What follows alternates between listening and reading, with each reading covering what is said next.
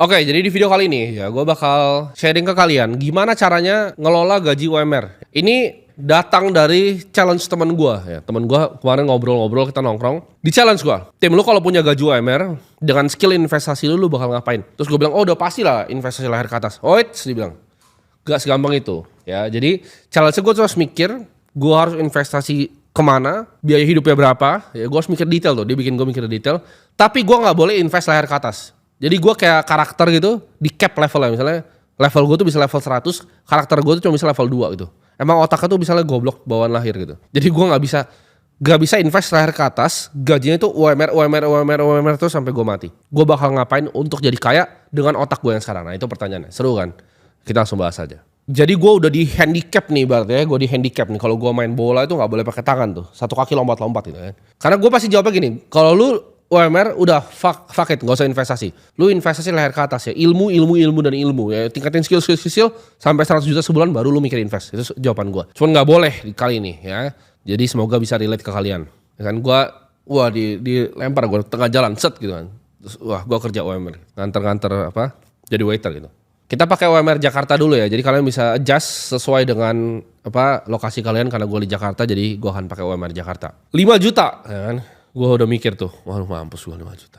Jadi apa yang gue lakukan kalau gue punya 5 juta? Satu, udah pasti tempat tinggal sederhana ya. Jadi gue harus tinggal di kos-kosan. Kos-kosan gue udah cari, jadi ini gue riset. Ini actually gue riset, jadi gue gak sembarang keluarin angkanya dari mulut gue.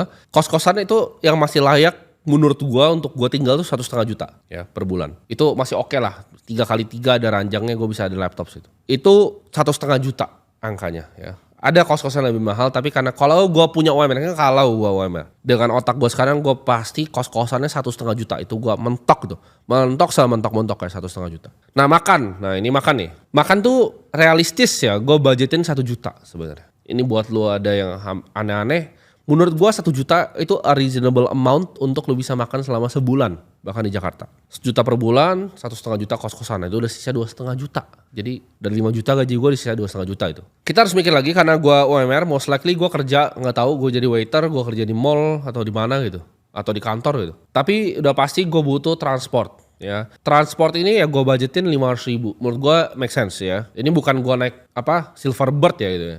Itu langsung habis kali 500.000. Ini naik angkutan umum ya, kayak zaman dulu gue masih kerja mungkin naik motor, itu menurut gue 500.000 itu adalah angka yang make sense. Satu lagi pengeluaran yang menurut gue wajib, internet mungkin ada dari kos, tapi kan kita butuh bayar internet sendiri dan utilities yang lain gitu, kebutuhan yang lain-lain itu gue budgetin di 200.000. Ini gue coba sehemat-hemat mungkin ya. Berarti dikurangin semua, kurangin transport 500.000,